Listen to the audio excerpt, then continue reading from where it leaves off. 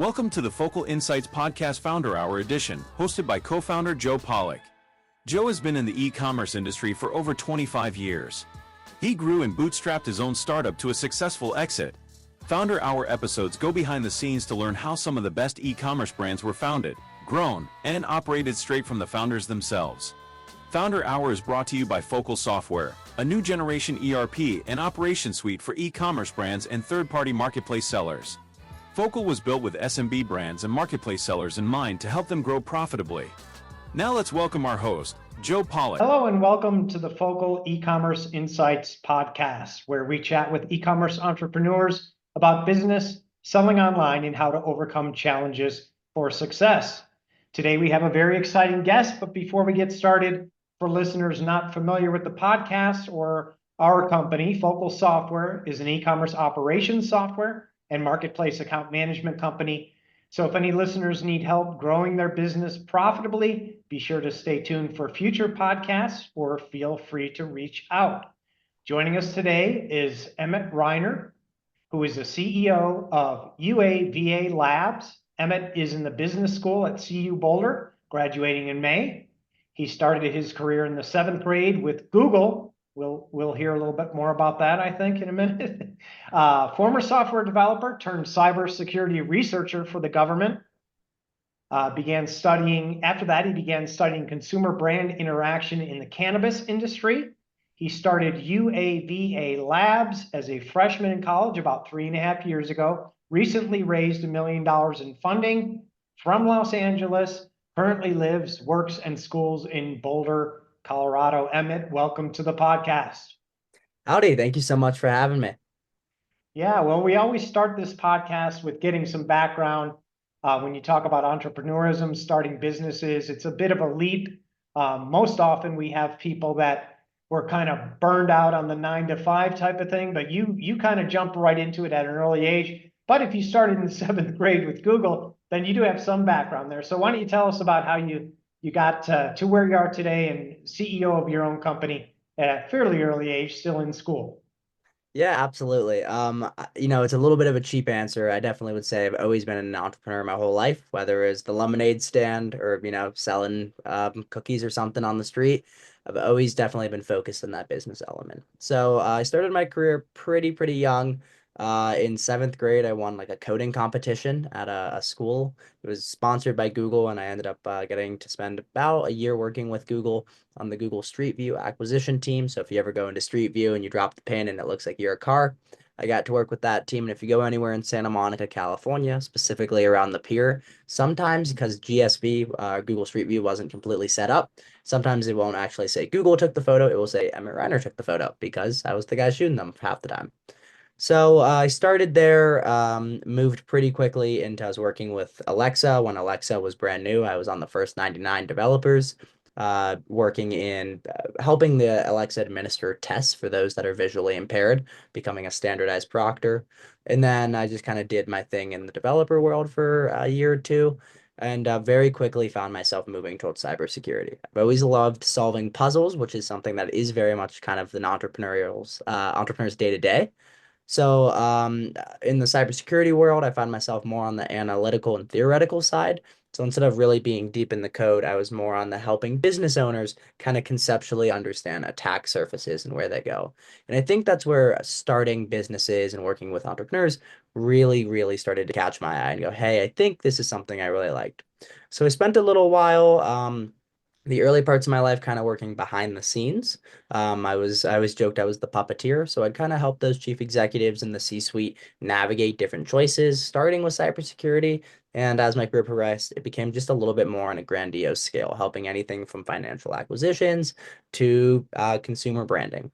So I worked all around there. Usually where you'd see me was on the back end of a venture capital meeting. So I was usually the guy behind the VC, furiously taking down notes and asking the founders real tough questions. And I think that's really where I found myself going, hey, this is something I'd want to do. I ended up doing a 3-year stint working with the federal government, specifically in cybersecurity research, again, more on the actionable side, helping those key decision makers make truly impactful decisions.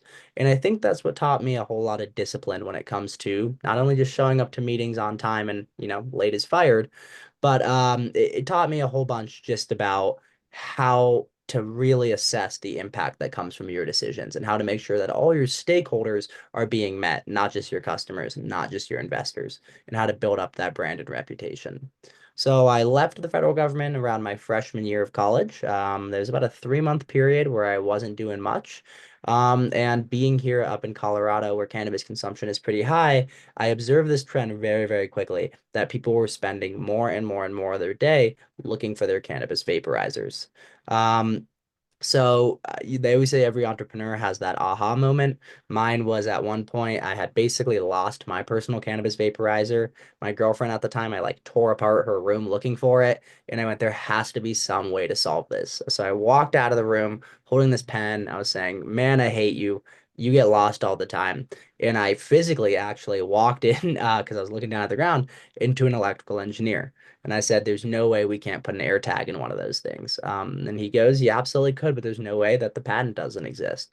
Spent the next 6 months looking for any kind of patent or company where I could simply just go and buy this product to solve my issue. And it became pretty clear no one was working on any kind of solution to help you stop losing these self-inebriating devices. So I went out and I applied for the patent on wirelessly trackable handheld vaporizers. Was able to partner here with some different entities at CU Boulder, the law school, the engineering school, and it's just been great since. So we launched UAVA Labs in 2022. Real early on, it was just me and two of my co-founders, which are two friends from college, one here and one at UC San Diego. And we were able to partner with a massive Chinese manufacturing firm, Mason Vop. So we had this idea, and I spent all this time, and I kept saying I would launch this company if only I could come up with the shape of a device. Eventually, one of my friends and future CMO goes, Emmett, where have you been for months and months? No one has seen you. I said, I've been locked in the dungeon, going through patents, trying to figure out a shape for this idea I have. And he goes, what are you, stupid? Just make it look like a pencil. It was genius. Not only was it a very unique shape, but being the nerd I am, I went and I 3D modeled it, and it very quickly was obvious that this shape had some pretty unique benefits. It was nearly indestructible, which was the number 2 issue. Number 1 being trackability. People lose and replace their devices about 5 times in the US, according to FDA data. So once him and I had this idea, and we brought in our third co-founder who had worked with me prior at the Fed, um, we reached out to a few different Chinese manufacturers. So what we started doing is we went through and I said, hey, if we're gonna want to launch a company, we have to understand the competition pretty aggressively. So we spent about a month or two going all around Los Angeles, the one of the centers of cannabis consumption in the world, and trying to find pretty much every single product we could in buying them. And it was damn expensive. I was just putting them on my credit card at that point. And we'd go and we'd sample them and we'd write down, I really like this. I really don't like this. And once we had a great understanding of the competitive landscape, shot that message to all those Chinese manufacturers. Specifically, there was one device we really, really liked called Plug Play. So we pulled their customs records, which are perfectly available documents, and we were able to quickly figure out who manufactures them and then reach out to that factory on the back end. So I'd say a lot of entrepreneurialism is really being crafty and trying to find unique ways to solve unique problems. So no one would ever tell you they're a manufacturer. So we went and we found Mason Vop, who's our manufacturer. Feel free to reach out to them. And we sent them this idea. They said, hey, received. They didn't respond for about a week, which was a very, very scary time because I went, great. I just had a genius idea and I gave it up like nothing. And they call me about a week later and they go, hey, we see from your phone number you're in LA. Is that true? And I went, yeah. And they went, great. We just put a team on a plane. They'll be there in 12 hours. Pick them up from the airport, take them to lunch. Let's talk about it. About 5 people come from LAX. We spent the entire night debating where do we take a group of cannabis and vaporizer executives from China in LA. If you just got off a plane from Shenzhen, where would you want to go? We decided a barbecue restaurant right next to LAX that was absolutely fantastic. We brought them there. Their minds were blown. The conversation was amazing. And they made it pretty clear they had tried to launch into the cannabis sector. They're really a nicotine manufacturing firm. So they tried to launch into that cannabis sector about 10 years ago, kind of face planted and just didn't do as well as they wanted to. So they had Did you have a prototype when they landed to see you, or you're just nothing. We had ideas? those little renderings, those little photos. In fact, we actually went to CVS and printed out like 4x6s, like photos, and brought them and were trying to give them like our little photos, and they had no interest in it. They understood what we were getting at from the get-go. Yeah. We were able to partner with them. They put up about 20 engineers. We put up about a few staff members. Spent the next 2.5 years in development, making what we really call the Ferrari of wax pens or cannabis vaporizers, but it was tremendously expensive to get to our consumers. We really built a pretty nice device because we shook hands when we started the company and said, we're never going to cut a corner. We're going to do thousands of user tests, figure out what people want, how the button feels under your thumb when you press it. Took about 30 people. It took about a month. What color the lights are took about a month, so they're ADA accessible, and how that affects you in different environments. Maybe a little over engineered at first, perhaps, but 100%, right? I think looking back, you really want to focus on that MVP and making sure that you get a product into your consumers' hands as quickly as possible. And I think one of our greatest mess ups was focusing on this perfected device. So we spent about 2.5 years in R&D, which is way too long, especially for something that kind of already exists on the market. Our R&D timeline should have been much closer to 6 months. So we burned a tremendous amount of cash trying to really perfect everything. And the joke was, we're business students. We were actively learning about MVPs in school, and those dots never connected. Hey, we're way over engineering our devices. So about 2.5 years later, we launched early this December, and it's been smooth sailing pretty since until we sold out about a week ago and are now facing tariffs. So that's a little bit of a different conversation. yeah, things can change pretty quickly. The things that you cannot control, and we always talk about those on this podcast. There's when you get into business, there's a lot of things that you expect. There's a lot of uncertainty that you're going to expect, but some of it you know is coming, and some of it you don't. So, how did you plan for that? And I'm just curious, how many units did you have manufactured if you're sold out already? Yeah, so we just started with 1,000 units. We expected that to last us a few months. It lasted us just about a month and a half. And it's something we just really didn't prepare for. And we thought we'd have a contingency plan, and the tariffs kind of knocked that contingency plan down. And right now we're in a little bit of a scramble. But to your point, entrepreneurialism is putting out fires. At the end of the day, that's all you're doing, especially as a chief executive. You get a whole bunch of bad phone calls in the beginning of the day. By the end of the day, the problems have to be solved. So our firm operates on a three-step system. That's very, very important to me. And I make sure every one of our new hires gets read in. What are we doing slash why are we doing it? What's our next step if that goes successful? And what's our plan B if that doesn't go successful? So current Yeah. step, next step, and failed step. And Yeah, I having like that too. And then you can kind of leapfrog too. Then the next week you can look at, where you were, what you did, where you're going, and then it just keeps moving in one direction, hopefully not backwards. Exactly. So by the time you misstep and you lose your footing a little bit, usually we do have a contingency plan in place. But to your point, at the end of the day, something does pop up that you just can't predict. Yeah. So, was the device then that you ended up manufacturing, that would you consider that your MVP? Did you change, or is it, do you still feel like it's somewhat over engineered, but you're able to get a price point on it even still? Absolutely. We're at a very accessible price point right now. I would say it's a little over-engineered from an MVP. We could have launched probably a year and a half, maybe 2 years sooner than that. But I wouldn't say it's over-engineered in a negative way. It's kind of exactly where our consumers want it to be, if not just a little bit under. So we are iterating and constantly improving, and this next round of devices is going to have a whole bunch of improvements. But although we're not going to market it like that, we're just going to be marketing it as the same old device, and consumers can just simply expect better and better quality from us. A new version. Yeah, absolutely. Yeah. Okay. So you have the device, then you created it. I'm assuming you ramped up some kind of a marketplace for it to sell it, because you start out by getting a small group of family and friends get it in their hands. They give you feedback. How did you plan to sell this, and how are you selling it? Yeah, so the goal originally was we're going to keep our footprint real small. So we're going to start simply with direct to consumer sales, mostly on Instagram and TikTok. We really wanted to lean on TikTok Shop because that's where we'd seen a whole bunch of virality. The truth is, we were being a little silly because we didn't realize we're not a cannabis device, we're a cannabis paraphernalia device. To TikTok, that does not matter. We're a little too close to the sun for them. So very quickly, when we were fundraising, the conversation was, yes, we'll sell on TikTok and we'll sell it on Instagram and it'll be straight in the consumer's feeds. And instantly, our account got banned. We were at about 1,000 followers. Things were just going well and we were just kind of getting our footing and everything disappeared. And very quickly, we tried to reach out to those firms, and they hit back instantly. And they said, "Hey, as far as we're concerned, this is not the kind of thing that we want on our platform." So TikTok, we're a little bit SOL. They just said, "Hey, you will not sell it." That on Instagram, we were able to get on the phone with someone from the Instagram Pro team. So one of my roommates, because again, entrepreneurialism is finding very unique solutions, and Instagram has no interest in talking to you once they ban you. One of my roommates has been working as a consultant for a very, very large Instagram account based in Denver. And because they spend enough money on Instagram, they get a phone number that they can call.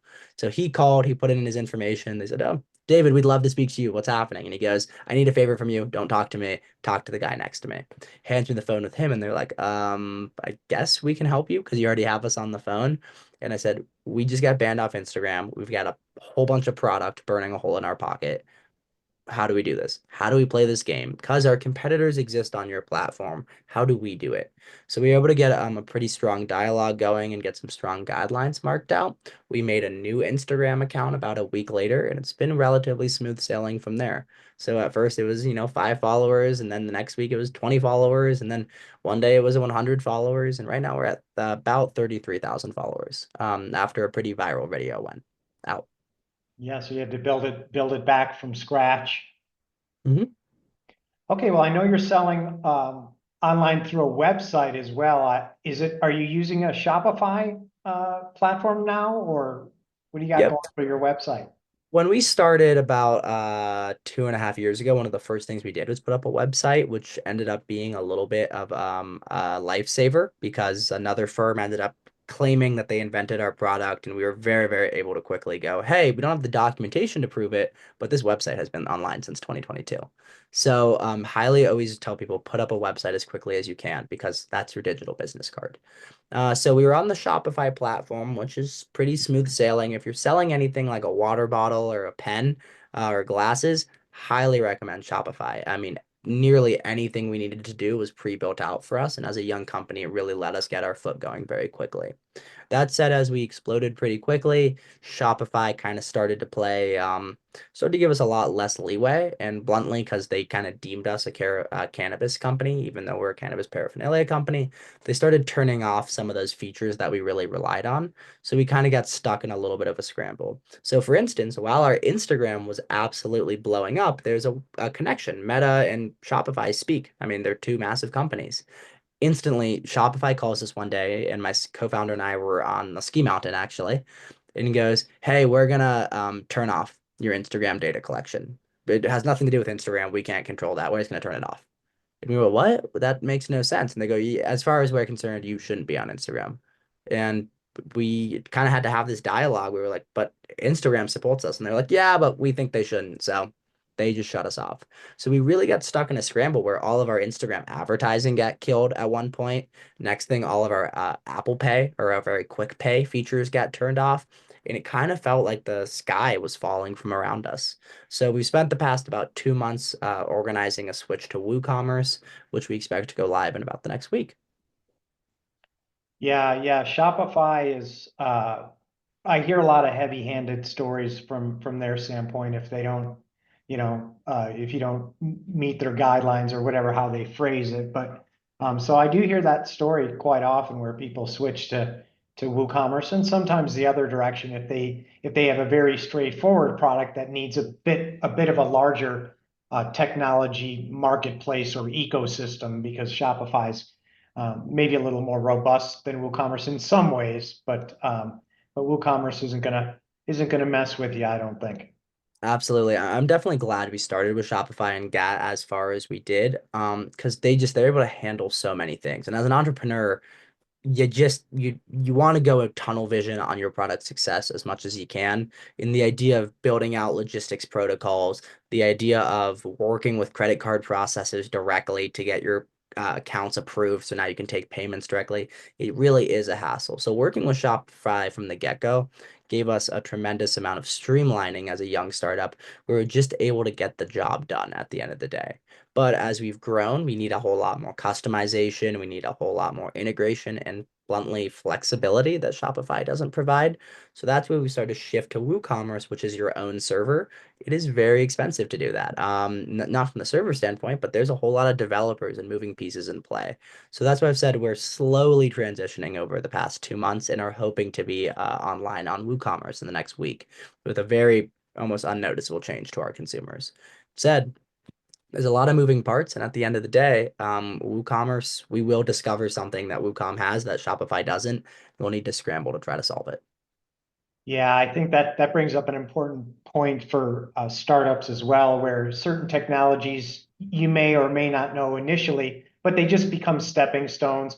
And oftentimes, a lot of your staff or people in the company as well, they're in for a certain part of that growth period, and then they're out. They were just maybe they just were interested in that part of it.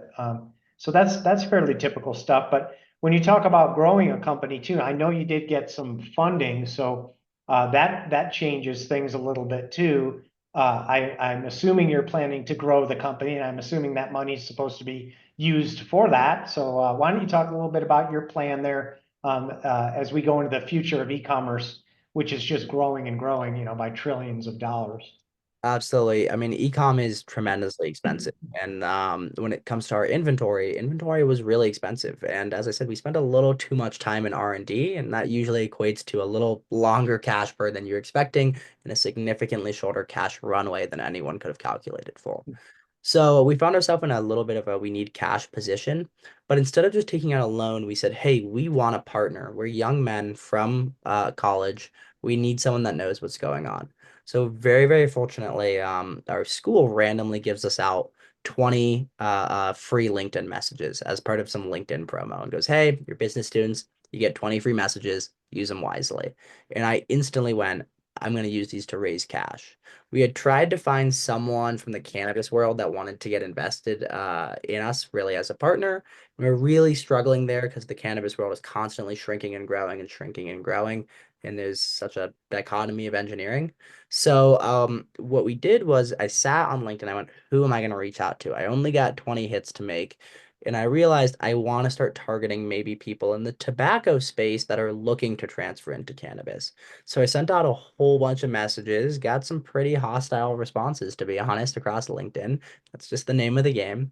But I ended up meeting this tremendous man, Matt Tarallo from British American Tobacco. He was leaving in about a month. He was the former head of their mergers and acquisitions and was one of their youngest board members ever. As far as I was concerned, he was a dream come true partner. We got him on the phone and he was absolutely interested. He said, I see the value in the product. This is the exact kind of thing I would have purchased. This is absolutely tremendous. I love it. And when we wanted to take him on as a partner, we were able to flip that conversation a little bit into yes, but we'd also like some cash to come with it to show that commitment, which was able to put us on a pretty strong footing. That said, we're coming up on a conversation now where you're constantly growing. We've gone viral. We need a tremendous amount of capital. We're going to start needing resources to keep up with all of that. So the conversation on continuing to raise has been one coming up. All right.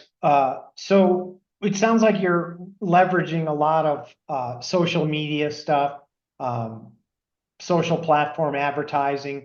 What other tools are you using? You're switching to WooCommerce, so there's the website. What other e-commerce tools have you found to be helpful, or some that maybe you thought would be super helpful and didn't work out, just for basically running your business, scaling your business? Yeah, absolutely. So There's a whole bunch of tech stack all over the place. I would say when it comes to logistics, we lean really heavy on PH Multi-Carrier from Plugin Hive. They are basically the lifeline of our firm. Instead of using any of the big major shipping carriers, we use Sendle, who I could not recommend enough. It's significantly cheaper than any other carrier. It just uses USPS, so it's as consistent and reliable as they are, and it's entirely carbon neutral, which our consumers absolutely love. So there's that custom integration there on the logistics end where it goes from Shopify to PH as a label manager straight into Sendle. And then our logistics team is able to handle those packages from there.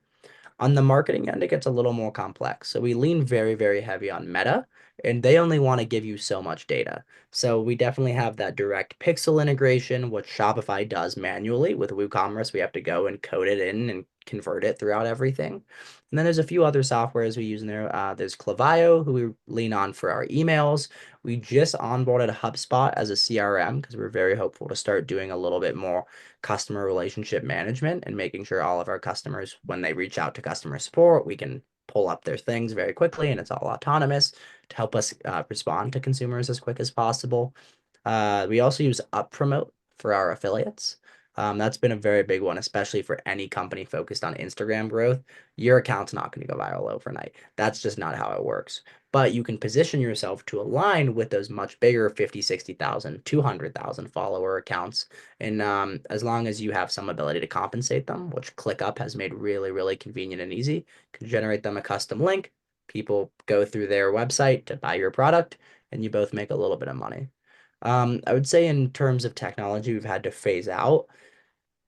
When you're a young entrepreneur, you want to, again, go tunnel vision as much as you can. So there is a tremendous, and I mean, it's harder to find organic tools than it is to find these autonomous AI. You don't have to do anything. Oh, just onboard this plugin and you click one button, your SEO is all of a sudden magical. It's just not how it works. So we found ourselves leaning on the wrong places and really had to pull back on those AI automation one-click solutions.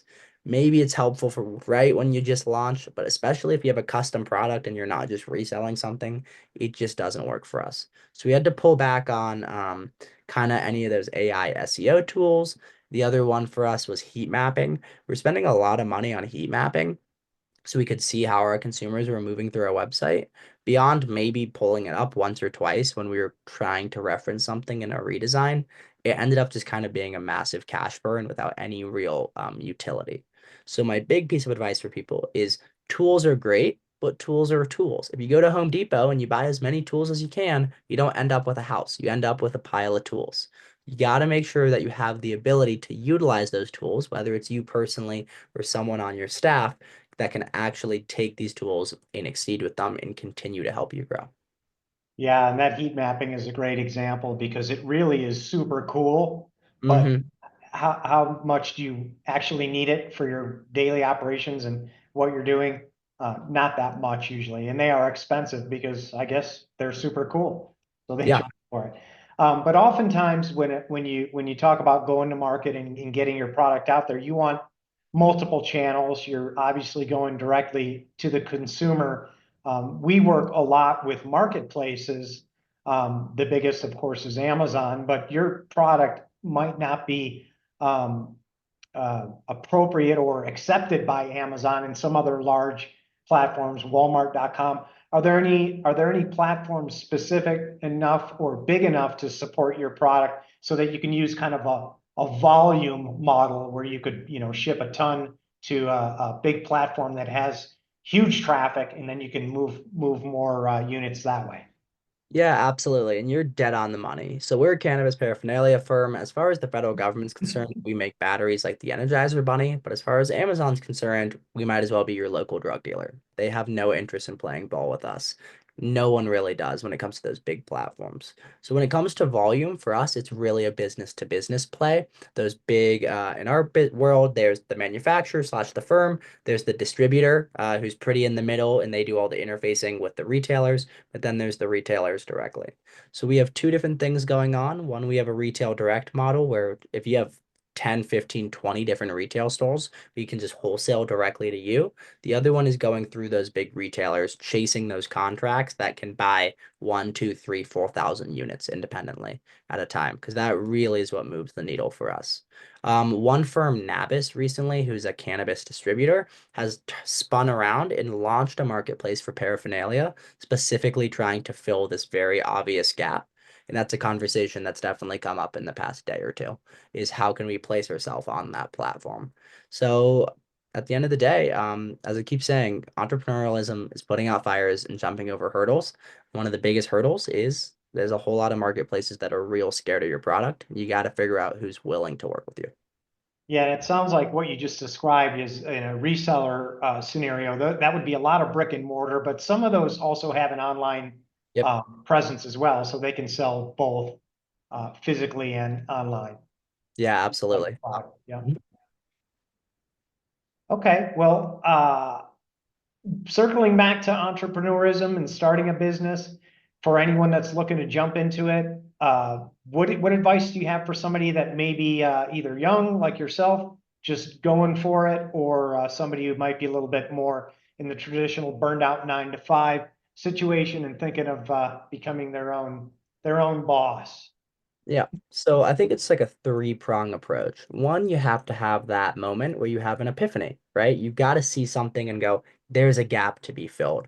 The firm Nabis, who I just spoke on, very recently went, hey, there's a gap where there is no kind of consumption paraphernalia existing online conveniently.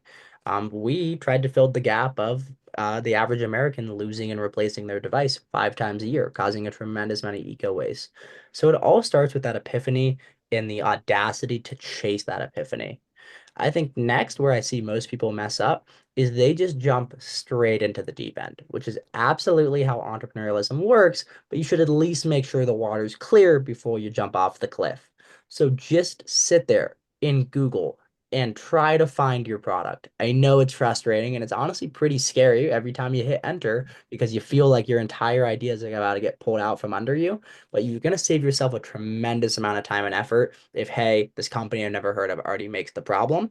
And if you find out that it really is an open gap able to be filled, then it's a no-go or a no-brainer. It's absolutely very, very easy to just pursue. And you can go full force, jump in the deep end as quick as you can, knowing, hey, there is something that I can do and I can bring to the market. Third, and most importantly, and this really will resonate most with a lot of college students, is your resources. Lean on the people around you. So many people are afraid to ask for help. It's one of the biggest problems of my generation, in my opinion. And you have to be able to lean on the shoulders around you. So very quickly, we found ourselves getting asked for cash flow documents we didn't know how to make, or we found ourselves getting asked for engineering documents we didn't understand. And we were sitting there one day going, wait a minute, we are on a college campus with a phenomenal business school, a phenomenal engineering school. Those are absolutely staffed with immense amount of professors. And a cup of coffee goes incredibly long way. So we'd bring in a cup of coffee, or for me who doesn't drink coffee, I bring my tea, and we'd go, here's a coffee. You mind if we ask you a few questions? And pretty much anyone is willing to help an entrepreneur who wants to solve a problem because entrepreneurs bring passion and people feed off passion. And as long as you bring the passion to the project, knowing that there really is something for you to bring to the market, should be smooth sailing from there. Yeah, and you're right. You've got a business school there, you've got professors, and you also have a whole lot of students that would give you feedback on something like that as well. So you're in a pretty good spot for that particular product. Absolutely. We very much lucked out being here at CU. If we were at a different school, I'm not sure either the student body nor the university itself would be as receptive. We've been tremendously receptive. We still face our flack. So we've worked with the law school. The law school put up a lot of resources for us as a young firm. The engineering school helped us. As I said earlier, we accidentally made this product at the cost of a Ferrari. The engineering school helped us make the Ferrari at the cost of the Prius. It was real nice. And they help us increase our margins tremendously. When it comes to the business school, something that's interesting is individual professors are incredibly eager. There's nothing they love more than young entrepreneurialism. When it comes to the actual school itself, some of the adversity we face is the University of Colorado Business School will not play ball with us. They do still like to use us in their PR, interestingly enough, but they will not provide us any resources at a university business school level. That said, we're able to lean on a tremendous amount of professors in the school who have been incredibly helpful throughout the B School. Yeah, and I'm not surprised at that at all because, professors, they largely are just talking about this stuff and theoretically, but I'm sure they want to, jump in and help and do some of this stuff too, versus just talk about it all the time. Yeah, something I find rather interesting is the only department in the business school that won't touch us is the entrepreneurial department. And that is a massive hurdle that we have to jump over because all those resources that exist on CU's campus for entrepreneurs go through the entrepreneurial department. They do not want to play ball with us at all. So Is we have, that because of the product itself, or yeah, they don't yeah, work it's with because of the startups? product itself. I one time there's a class you have to take here at CU called New Venture Creation, where you have to start a startup at CU. I passed the class with a rather high grade because I had an already funded startup, and I look on my transcript and I had about a half grade above a failing grade. When I emailed the professor, I very quickly got a response that just said, "I don't support your product." And I said, "Hey, that's the name of the game. There's nothing I can do." So you got to navigate those hurdles. So when the entrepreneurial system said, "Hey, we don't want to work with you specifically," okay, we went around them. We worked with the finance department. We worked with the engineering department. We worked with the marketing department. We worked with some younger professors in the new venture world that didn't really seem to care about the grandiose department leaders. And that set us on such a strong footing. I mean, we wouldn't be anywhere near where we are today unless we had that audacity to go walk into your professors or even a professor who you've never met and go, "Hey, I'm getting my butt kicked here. Can you help me out?" I remember pulling aside my marketing professor, Meg, and giving her our box and going, "This is the box I want to launch." And on the back of it was a bunch of bullet points on our device. And she goes, "None of these make sense to me." Rephrase it all. We would have flopped off the bat if we didn't lean on these shoulders and ask people to check our over our shoulders. Because at the end of the day, you can dot the I's and cross the T's. You're going to spell something wrong. Yeah, yeah, and that's interesting that you didn't get the support from the entrepreneur school because at least from my viewpoint, it shouldn't matter what it is. You can just use the word widget. It's a widget, it's a unit, it's whatever, and the rest of it is entrepreneurism and business and doing things as long as it's legal, right? Which it is, So then there shouldn't be any conflict there at all. Yep, but you know, at the end of the day, even if you make t-shirts, someone's not going to like your design. Someone's going to want to work against you, and there's nothing you can do but swim upstream. It's just a Yeah. hurdle you have to jump. Yeah, of course. That's just how it goes. Okay, well, thanks for all those insights. I'm sure any listeners to today's podcast is interested in seeing the product. I don't know if you have one handy to show us, actually the actual device, but yeah, there it is. Okay. Yes, sir. And So this that is is the shape of a number 2 pencil. Is that correct as well? exactly. So it all started, a typical device is going to be shaped like a tube. This is just a normal pen, but that was the last thing we wanted was this silly tube. I remember saying I will not launch a dumb tube like everyone else because you Yeah. have to be able to stick out in the market, even if you are one of the first products out there. So when someone pitched to me a pencil, 6 sides, tapered top. It just seemed to work out for us. If you want to check us out, you can find us at UAVA labs.com, or you can type the same into your Instagram, UAVA labs, guava minus the G, and that's where you'd find our product for only $35 or in your local smoke shop. There you go. But currently sold out, or when's the Currently new? sold out. There's a pre-order list on the website, which has been growing much, much faster than any of us could have ever predicted. So you can place a pre-order right now, and if you actually go on the website and buy it right now, buy a pre-order, it will be cheaper because we're going to give you a discount just for putting your faith in us than if you wait until the unit's back in stock. And there's a 100% refund guaranteed. If you hit us up and you say, "Hey, not willing to be on this wait list anymore," easy peasy, we'll refund you on the spot. Yeah, well, it sounds like you've got to put some big orders in for the product, but now, of course, you've got potential of tariffs, but that's a topic for a Oh different yeah, podcast, right? absolutely. All right. Well, with that, I think we'll wrap up today's podcast. So, Emmett, thank you very much for sharing your experience with our listeners. Thanks to everyone listening, and we'll see you next time. Thank you for listening to another episode of Focal Insights Podcast. If you like this episode, go ahead and hit the subscribe button so you can be alerted of new episodes. See you next time.